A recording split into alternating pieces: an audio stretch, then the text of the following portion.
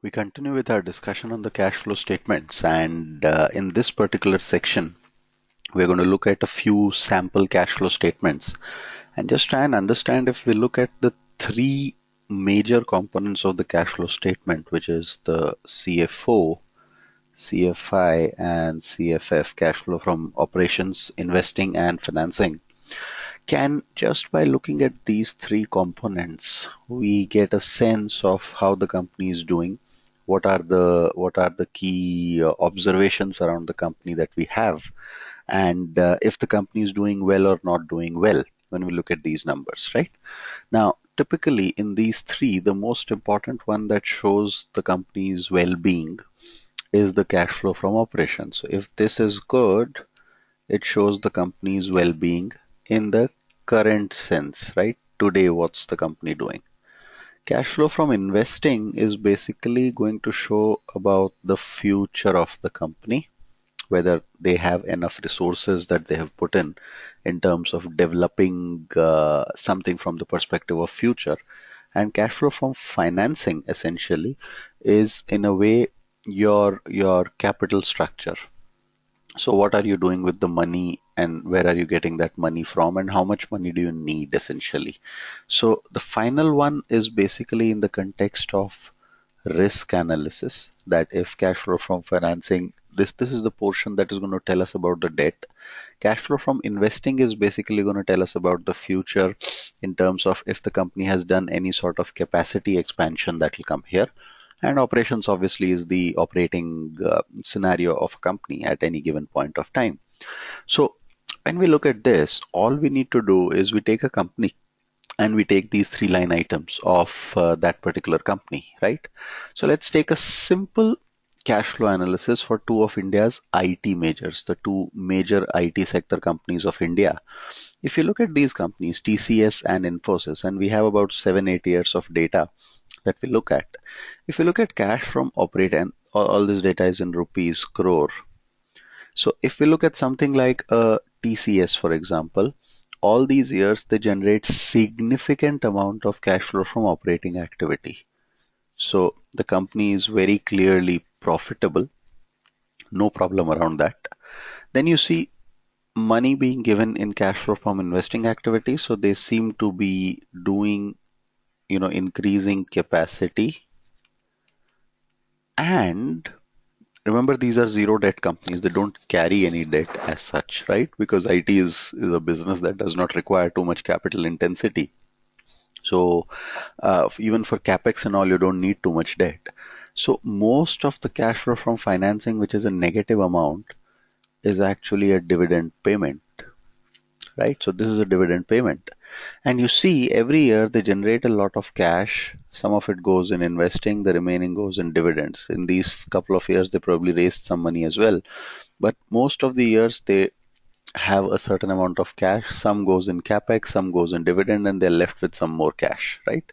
So it's a very, very healthy kind of a scenario. Even look at Infosys for that matter.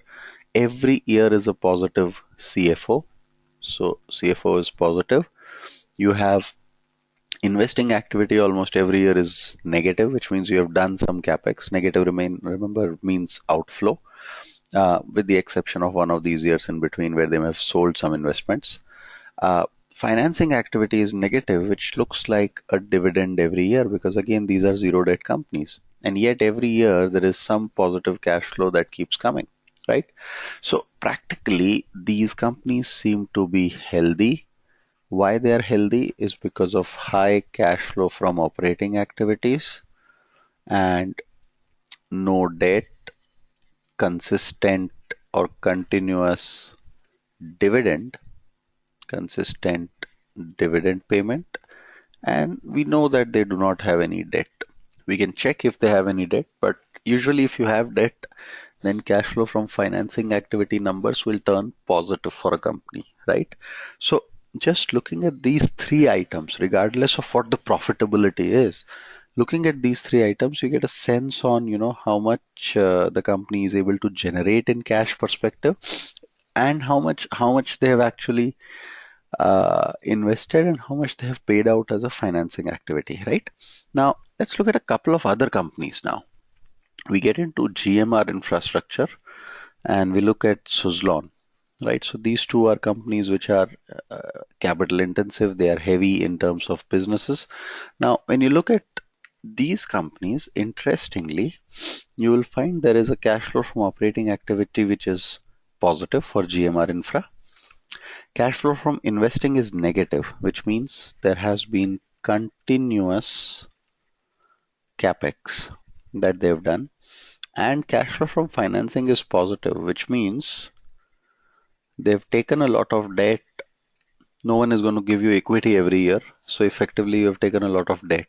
Right now, look at this in the last few years.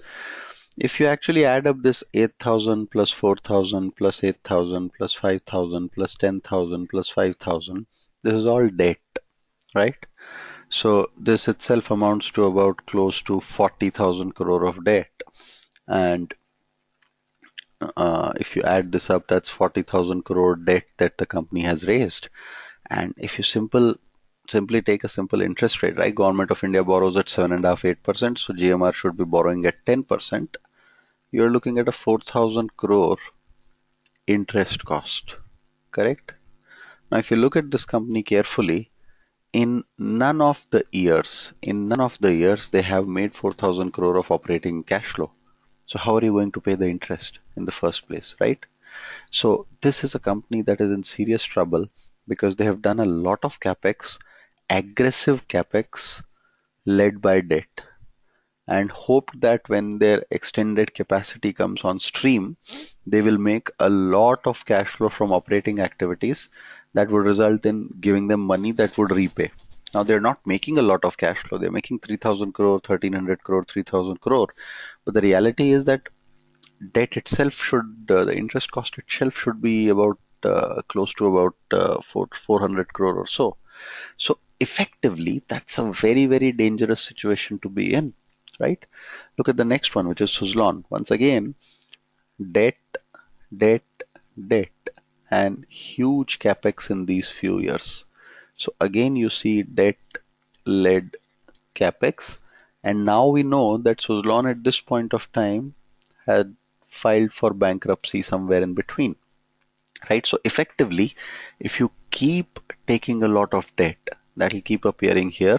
Your cash flows might appear positive, but that's because you've raised a lot of debt, right? And that doesn't help because at some point of time, see, eventually your cash flow from operating activity has to fund everything else. You can't live on someone else's money endlessly. That's what seems to be happening here. That's what seemed to be happening for all these years. Then obviously they kind of got their act together, started repaying some money, but you see that they do not have enough cash flow from operating activities to be able to logically take care of that entire debt, right?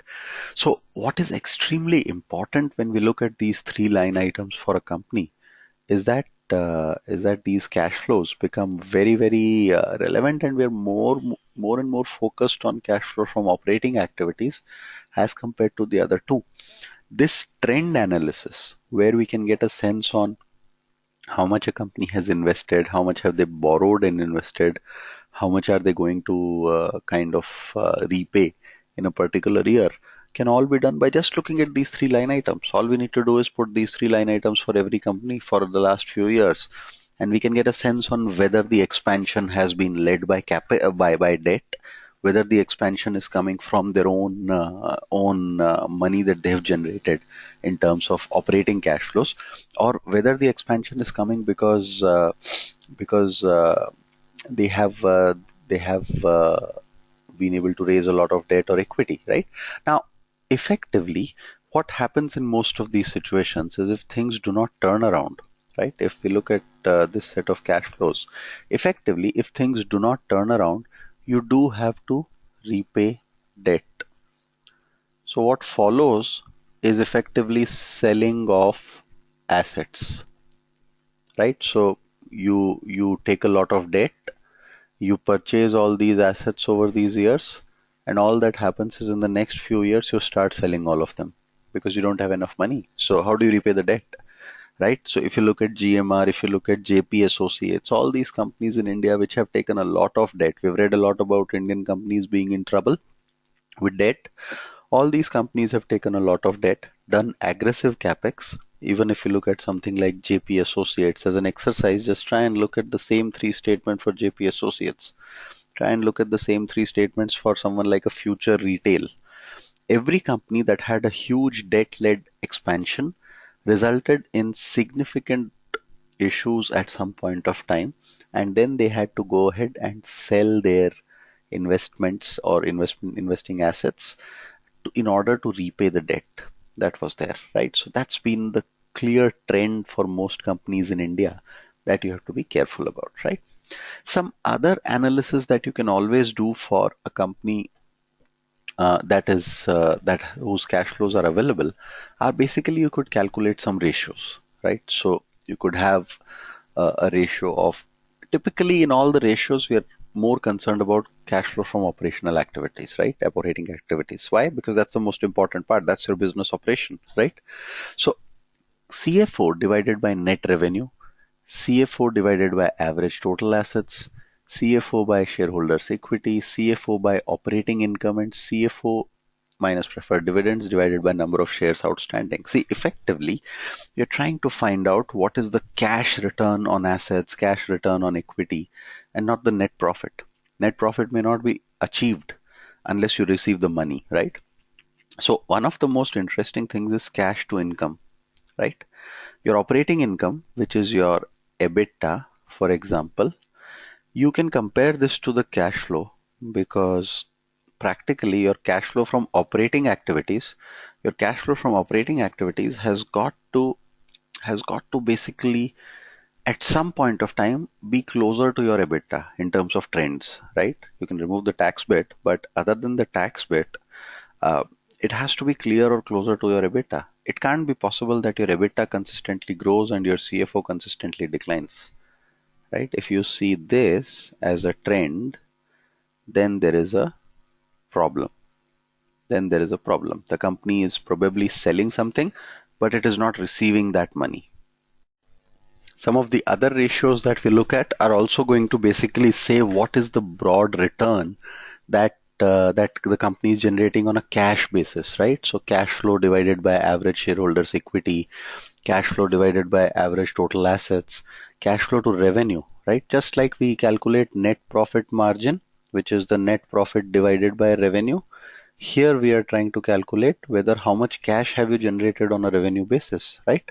And finally, just like we are finding EPS, which is earnings per share, we are now trying to find cash flow per share, or in other words, cash flow from operating activities per share. And as we were discussing, CFO versus operating income, if we look at the cash flow, if operating income of a company is 100 over the next few years, then you could have a scenario like 1 year 70, next year 80, but the third year and the fourth year you have to recover the money that was stuck in the business. Over a period of time, you cannot have a scenario where operating income is consistently going up and EBITDA or your cash flow from operating income is consistently going down. That cannot be possible, right?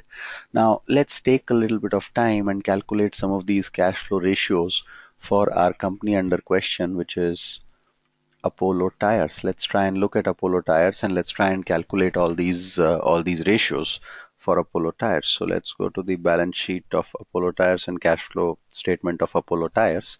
And what is the cash from operating activities? That's, if you see, for this year the number is 17,925 and last year the number is 9617.29, right?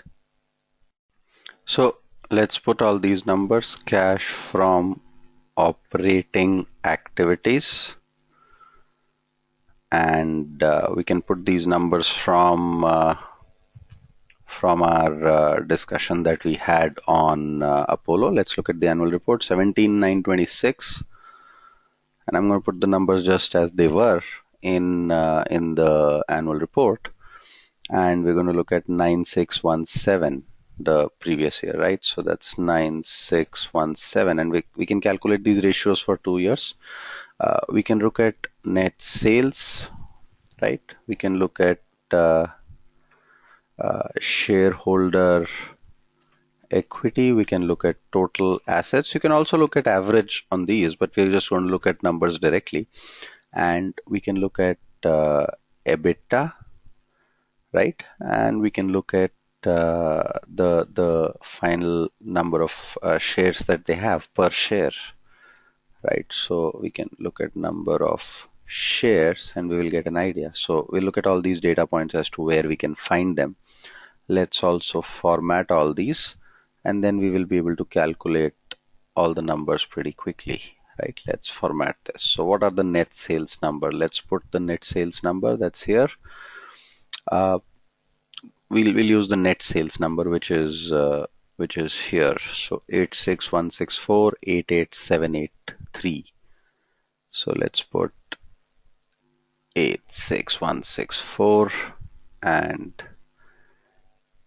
88783. Similarly, shareholder equity that's available on the balance sheet, total reserves and surplus plus share capital, B1 and B2 added, 39,964, 39,964 and 32,707.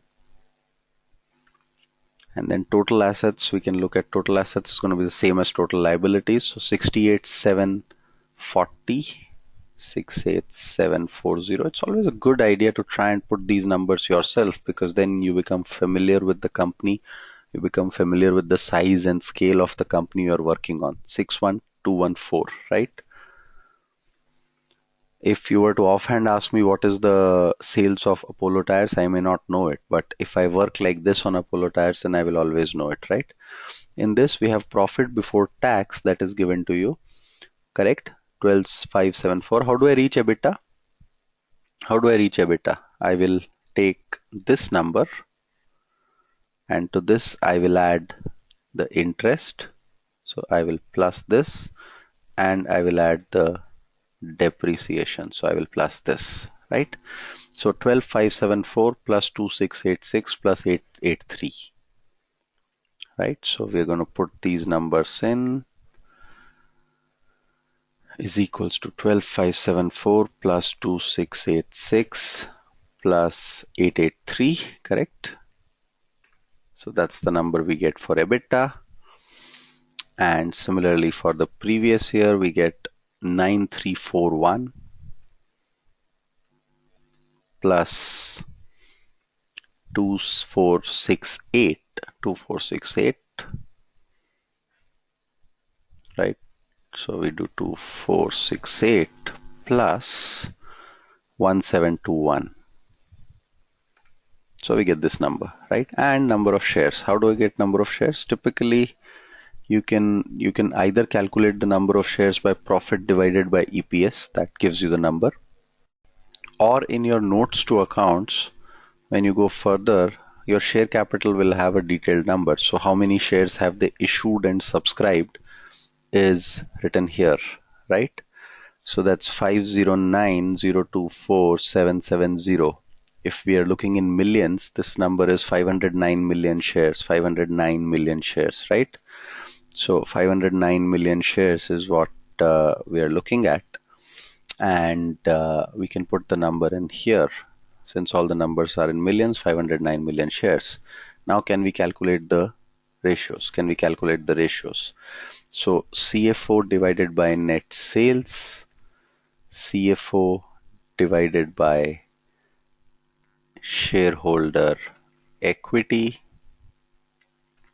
CFO by total assets, CFO by operating profit, and CFO per share. Can we find this? That should not be very difficult. I will take this number divided by the net sales number, and we have to divide CFO everywhere. So I'll just freeze this and keep this constant. Take this all the way down. Similarly for this year, freeze this and divide by 783, sorry, and take this down, and we can put the percentage here. Right, now take a look at this. Obviously, most of the ratios have improved this year because cash flow from operating activities has gone up. One of the more important numbers is this. Remember, we said in 1 year it is possible that you make a profit, but you don't get all that money back, right? So effectively, in the first year, it seems they made a profit of EBITDA of 13,530, but they collected only 9,617. That may have been because receivables went up, inventory went up, something of that sort. Next year, they made a smaller profit but recovered more money in cash flow from operating activities, correct? So effectively, over 2 years, they have collected 182% of the total money. They should have collected 200%. Some is left, but that's okay. They seem to be selling more on credit in 1 year and then collecting some money next year, right? And these last two, sorry, are not on a percentage basis, but on a per share basis. Every share that you hold, the company generated 18 rupees last year, but 35 rupees this year. So this year's cash flow performance has been remarkably good. Even if you look at the cash returns on assets, that's been remarkably good for the company in this particular year. That's all we need to do. We need to just track these numbers year on year and see this, remember, is 2016 and this, remember, is 2015. So current year and last year, right? We just need to track this performance of the company year on year and try and gauge what do we understand looking at the trends. Are they generating enough money? Are they not generating enough money? And so on and so forth, right? That's all that we need to do with the cash flows. That's basically it with the unit 5 around cash flows. It's important to summarize some of this information. So just as we summarize this information, cash flows are very important in ascertaining whether or not the company is able to generate money. They might be profitable, but they might not be able to generate cash. Always remember that profit and cash are two different terms and two different numbers, right? And cash is a fact. Profit can have accounting policies playing into it, but cash is a clear fact that if money has come into the company, it'll appear there, right? So you can't really play around too much with the cash. So effectively, that's where cash flow ratios become very, very important. That's where cash flows become very important. And just by looking at the three different line items in the cash flow statement, operating activities, investing activities, and financing activities, we can get a fair bit of understanding about these companies, about how the company works, about how the business is, right? That's all that we need to know in cash flow statements. So couple of questions as we end this particular unit. Explain the use of the ratio cash flow from operations to operating income, and explain what can you understand by just looking at the trends in the three line items of the cash flow statements, that is CFO, CFI, and CFF. Thank you.